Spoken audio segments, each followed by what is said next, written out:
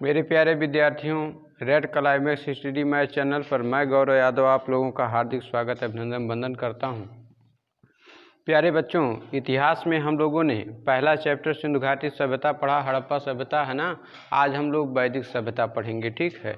वैदिक सभ्यता देखिएगा, इतिहास में वैदिक सभ्यता पढ़ेंगे तो वैदिक सभ्यता जो थी प्यारे बच्चों, उसको दो भागों में बांटा गया थी, ठीक है। सिंधु घाटी सभ्यता जो है 2350 या 2450 ईसा 2400-2500 ईसा पूर्व से लेकर के 1750 ईस्वी तक लगभग चली। इसके बाद कहा जाता है सिंधु घाटी सभ्यता को, है ना, सिंधु घाटी सभ्यता किसी प्रकार से समाप्त हो गई। कुछ लोगों का मत है कि उन्हें आर्यों ने मार दिया था, ठीक है, कुछ लोगों का मतलब है, और कुछ लोगों का मत है कि उनको जो है किसी तरीके से वो विलुप्त हो गए, ठीक है। तो उसके बारे में हमें नहीं पढ़ना है, ठीक है। इतिहास में कन्फ्यूजन वाले पॉइंट हम लोग बिल्कुल नहीं पढ़ना है। तो वैदिक सभ्यता बिल्कुल शुरू कर रहे हैं। जितने चीज़ बोर्ड पर लिखा हूँ सब क्वेश्चन पूछा गया है, बेहतर तरीके से समझाने का प्रयास कर रहा हूँ, समझने का प्रयास करिए।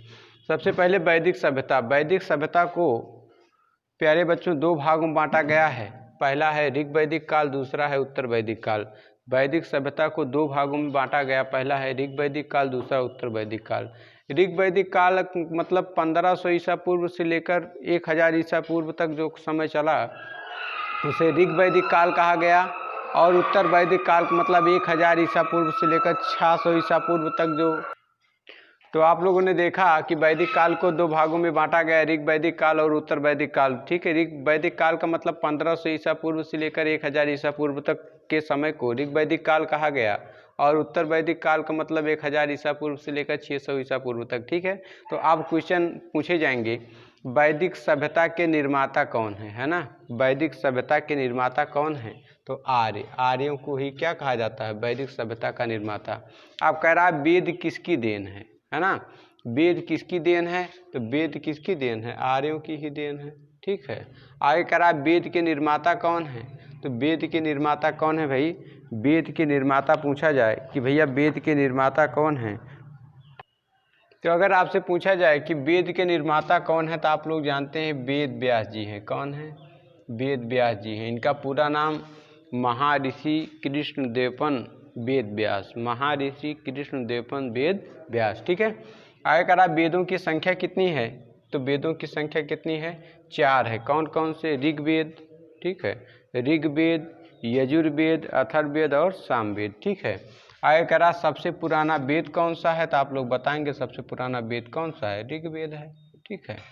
अब आगे ऋग्वेद का सबसे पुराना मंडल कौन सा है? ऋग्वेद का सबसे पुराना मंडल, ठीक है।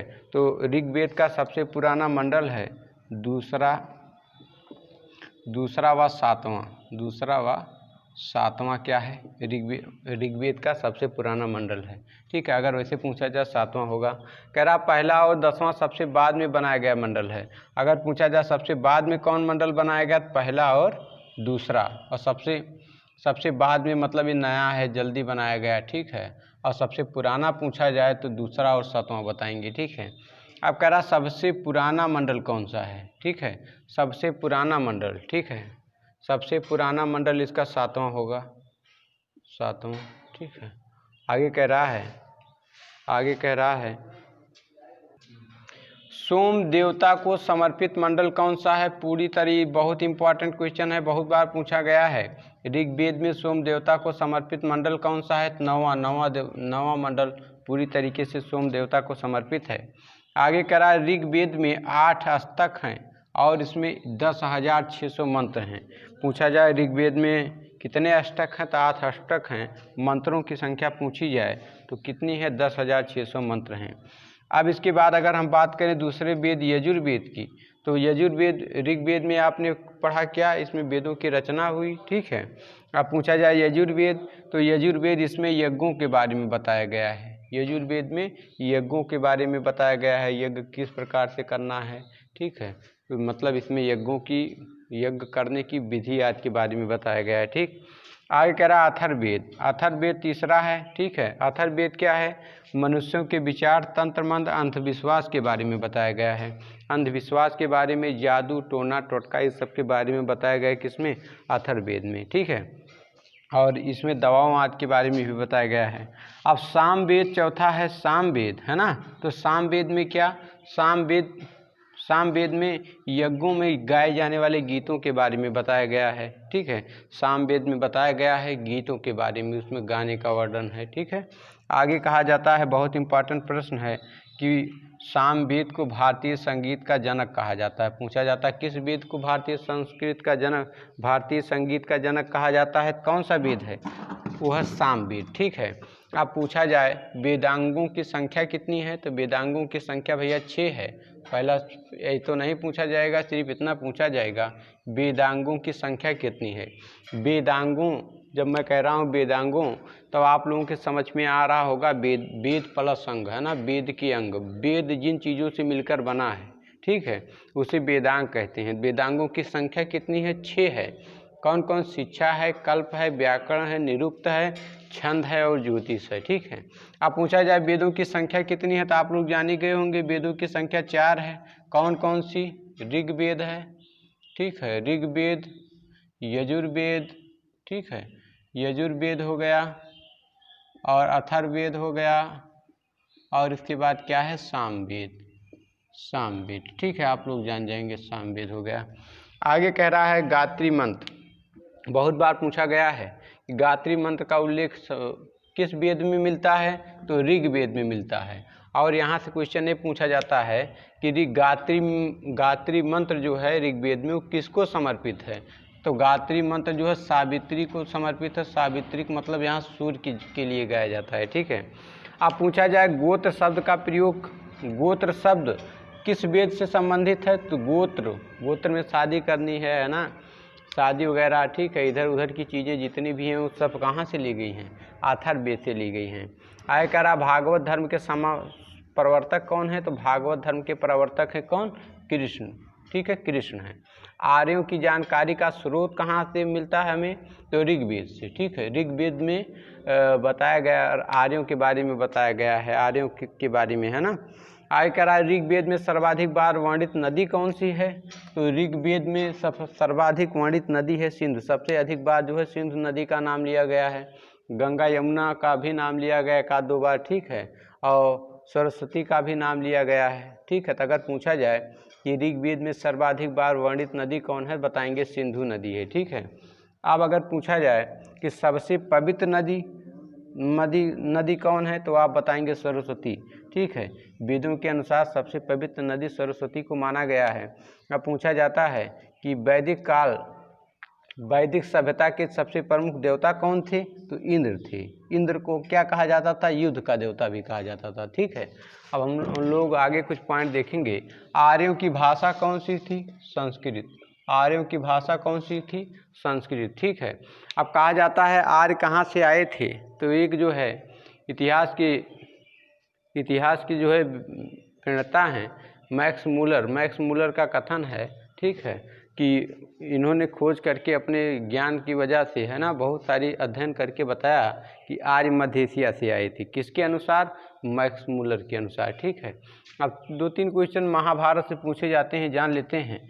महाभारत, ठीक है, महाभारत के रचयिता कौन है, वेद व्यास जी हैं, ठीक है। अब महाभारत का अन्य नाम क्या है, तो महाभारत का जो अन्य नाम है, अन्य मीन्स दूसरा नाम, अन्य नाम, इसको जय संहिता के नाम से भी जाना जाता है, ठीक है। और इसका फारसी भाषा कहा जाता है।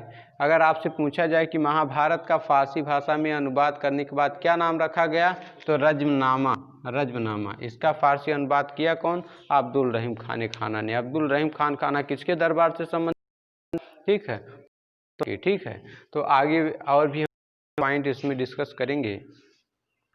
कुछ और पॉइंट देखते हैं। जितनी भी चीज़ें लिखा हूँ सब बहुत वेरी इंपॉर्टेंट हैं। कह रहा है अगर पूछा जाए उपनिषदों की संख्या कितनी है, तो 108 है। पुराणों की संख्या पूछी जाए तो 18 पुराण बताएंगे, ठीक है। उपनिषद को अन्य किस नाम से जाना जाता है, तो इसको वेदांत भी कहते हैं, ठीक है। ये सारे प्रश्न पूछे गए प्रश्न हैं, ठीक है। RRB, रेलवे, NTPC जितने भी इतिहास के सारे फैक्ट पूछे गए हैं। कह रहा व्याकरण की सर्वप्रथम रचित पुस्तक कौन है, तो अष्टाध्यायी है। अष्टाध्यायी पुस्तक को लिखा किन्होंने है, पाणिनि ने लिखा, ठीक है। आगे कह रहा है वैदिक आर्यों का प्रमुख भोजन। वैदिक आर्यों का प्रमुख भोजन दूध और उसके उत्पाद थे। ठीक है। अब पूछा जाए मनुष्यों द्वारा सर्वप्रथम लगाया गया अन्न कौन सा था, तो जौ था। ठीक है।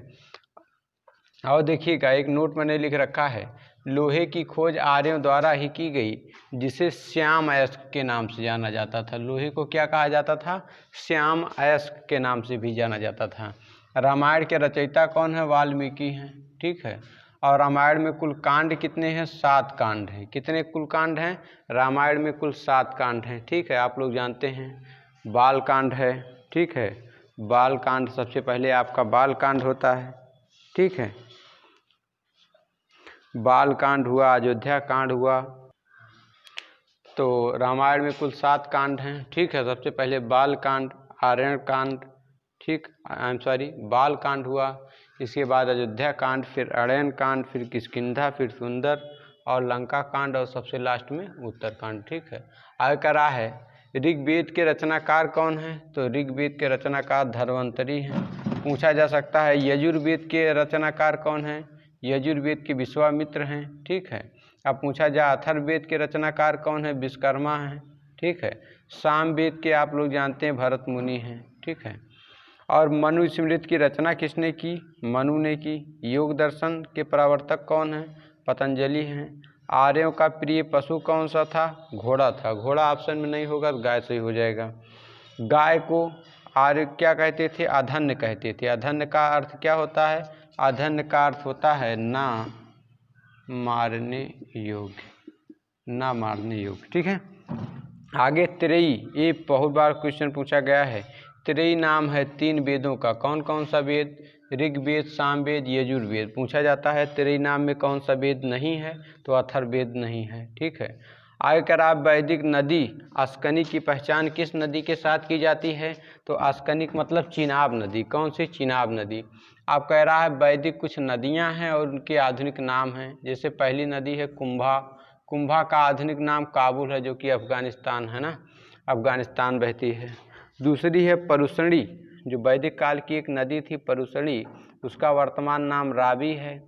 सदानीरा, सदानीरा का वर्तमान नाम गंडक है। और शतुद्री का वर्तमान नाम क्या है, सतलज है। अब आगे फैक्ट है मोक्ष, मोक्ष की चर्चा किस वैदिक साहित्य से मिलती है, तो ऋग्वेद से। कहाँ से मिलती है, मोक्ष शब्द जो है ये कहाँ से आया, ऋग वैदिक काल से, ऋग मतलब ऋग्वेद से। ठीक है। आगे कह रहा है ऋग्वेद में सर्वाधिक मंत्र किस देवता को संबंधित हैं। ठीक है। मतलब किस देवता के लिए सबसे अधिक मंत्र का उपयोग किया गया, तो अग्नि देवता के लिए। ठीक है। आगे वैदिक देवताओं का पुरोहित किस देवता को माना जाता था, बृहस्पति को। बृहस्पति को जो है वैदिक देवताओं का पुरोहित माना जाता था। आगे कह रहा है अथर्ववेद, अथर्ववेद में औषधियों के बारे में जानकारी दी गई है। यजुर्वेद, ठीक है, पूछ लिया जाए बलिदान या बलि विधि का ज्ञान किस वेद, जानकारी किस वेद से मिलती है, तो यजुर्वेद से। अब पूछ लिया जाए संगीत का जनक, भारतीय संगीत का जनक भाई है ही सामवेद, इसमें गान संबंधित है। और ऋग्वेद ईश्वर की महिमा का वर्णन किया गया है। ठीक है। तो आगे हम लोग कुछ और फैक्ट्स देखेंगे। प्यारे बच्चों कुछ पॉइंट्स और हैं। कह रहा है विधवा पुनर्विवाह वर्जित है ना, किसमें वर्जित है, मनुस्मृति में। किस चीज़ में, मनुस्मृति में। आगे अगला पॉइंट है भारत की किस स्थल की खुदाई से लौह धातु के प्रचलन के प्राचीनतम प्रमाण प्राप्त हुए हैं, तो यह अतरंजी खेड़ा, अतरंजी खेड़ा से बहुत बार पूछा गया है, वेरी वेरी इंपॉर्टेंट है। आगे कह रहा है आध्यात्मिक ज्ञान के विषय में नचिकेता और यम का संवाद प्राप्त होता है, कहाँ से, कठोपनिषद से। ठीक है। एक मुनि थे याज्ञवल्क्य मुनि है ना, उनके पुत्र थे नचिकेता। तो एक बार क्या हुआ, इनके पिताजी के पास बहुत सारी गायें थी। मैं कहानी थोड़ा सुना देता हूँ। इनके पिताजी के पास बहुत सारी गायें थी है ना, तो एक बार इनके पिताजी ने एक यज्ञ किया और गायों को दान करने लगे। उसमें बहुत सारी गायें ऐसी थीं जो कि बहुत दुर्लभ थीं, चलने में बहुत अक्षम थीं। ठीक है। मतलब उनका कोई लाभ नहीं होता था। नचिकेता ने सोचा कि किसी को दान ऐसी वस्तु दिया जाए जिसका उपयोग करे, जिससे उसे लाभ हो। ठीक है। लेकिन इनके पिताजी ने क्या किया, इन्होंने पिताजी से बहुत बार पूछा आपने ऐसा क्यों किया, ऐसी गायों को दान क्यों कर रहे हैं। ठीक है। तो पिताजी इनके कोई जवाब नहीं देते थे, इनको बहुत मानते थे नचिकेता को। लेकिन एक बार क्या हुआ, ये बार बार एक ही प्रश्न पूछते थे, ठीक है। तो पिताजी ने कहा वो हमारी संपत्ति है, ठीक है, हमारी संपत्ति थी, मेरी इच्छा थी, मैंने दान कर दिया। तो इन्होंने बार बार पूछा आपको दान नहीं करना चाहिए, आपने दान किया क्यों क्यों? तो उनके पिताजी गुस्से में आ गए, ठीक है। उन्होंने कहा, नचिकेता ने अपने पिताजी से कहा तो मैं भी तो आपकी संपत्ति हूँ, मुझे भी कहीं दान करिए। तो उनके पिताजी ने बहुत क्रोध आ गया, उन्होंने कहा जा मैं तुझे यम को दान करता हूँ, यमराज को, ठीक है। तो यमराज के पास से चले जाते हैं, ठीक है। तो यमराज अच्छा शाह शरीर जाते हैं, ठीक है। तो शाह शरीर यमलोक में कोई जा नहीं सकता, तो ये चले जाते हैं। तो बड़े दिनों तक ये जो है यमराज की उसी चौखट पर ही बाहर ही बैठे रहते हैं, ठीक है। तो यमराज से इनकी कुछ बातचीत होती है, वही लिखा गया है, उसका वर्णन कहाँ किया गया है, कठोपनिषद में किया गया है, ठीक। कहानी समझ में आ गई होगी। आगे कह रहा उपनिषद का प्रमुख विषय है, उपनिषद का प्रमुख विषय है दर्शन। क्या है? दर्शन। आर्य शब्द इंगित करता है, आर्य अपने आप को क्या समझते थे? बहुत श्रेष्ठ वंश का समझते थे, बहुत श्रेष्ठ, है ना। आर्य शब्द इंगित करता है श्रेष्ठ धर्म को। मीमांसा के प्रणेता बहुत इंपॉर्टेंट है, जैमिनी है। कौन है? जैमिनी है। आर्यों के आर्य देश के बारे में लिखा, किसने लिखा? बाल गंगाधर तिलक जी ने लिखा, ठीक है। कह रहा है किसका संकलन ऋग्वेद पर आधारित है? किस वेद का संकलन ऋग्वेद पर आधारित है? तो है सामवेद। कौन सा है? सामवेद। आगे कह रहा है प्रसिद्ध 10 राजाओं का युद्ध किस नदी के तट पर लड़ा गया? तो परुषणी नदी। और परुषणी नदी को ही क्या कहा जाता है? रावी नदी, ठीक है। आगे कह रहा है ऋग्वेद की लिपि क्या थी? ब्राह्मणी लिपि। कौन थी? ब्राह्मणी लिपि। तो मेरे प्यारे विद्यार्थियों, अगर इतना आपने पढ़ लिया तो इससे बाहर ऋग वैदिक काल में वैदिक साहित्य में कुछ भी नहीं पूछा जाएगा, है ना। पूछा जाता है तो उसका जिम्मेदार मैं हूँगा। इतना केवल आप लोग रट लीजिए, इतने क्वेश्चन, ठीक है, वेरी वेरी इंपॉर्टेंट है, इतना तो आपको पढ़ना ही होगा। अगर आपको अच्छा लगा हो प्लीज़ लाइक शेयर सब्सक्राइब करिएगा, ठीक है। आगे हम लोग नेक्स्ट टाइप पढ़ेंगे जैन धर्म, ठीक है। वीडियो नंबर 3 होगा। तो वीडियो देखने के लिए आप सभी का बहुत बहुत धन्यवाद।